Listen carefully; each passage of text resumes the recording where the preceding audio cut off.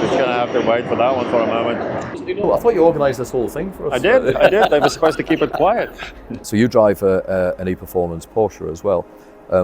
What made you add that to your cars, and how often do you use it, and why do you use it? What does it do for you?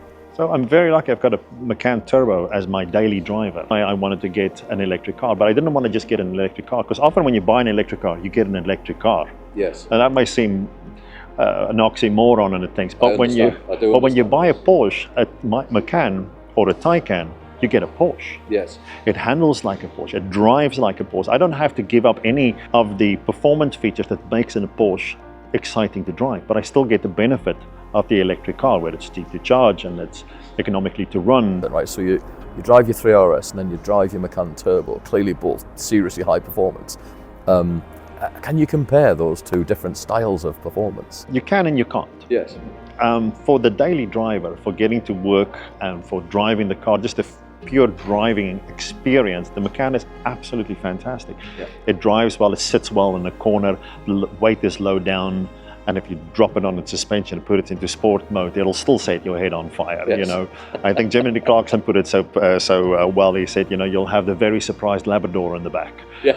It is, and that's what makes it a special car. Yes. And considering that my weekend car is a 911 GT3 RS, I had a lot of expectation of what I think performance looks like. Yes. And the Macan delivered. And that's what made the Macan so special, especially with the latest version of the Macan, where the range is so much extended. That whole issue with range anxiety has gone away.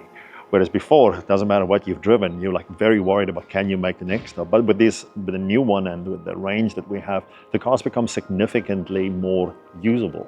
I get immense benefit from the automation through the tech, more than anything else. For instance, we start very early in the mornings here, and as you know, Aberdeen gets pretty cold. Yeah. But if you have a 6 o'clock report in the middle of the winter and it's a deep negative number, if you set this thing overnight, by the time you get to your car, your seat's warm, your handle, it's like that the window is through fast, you thump it and you drive away. Yeah. Really there's convenient. very few things that beat that as far.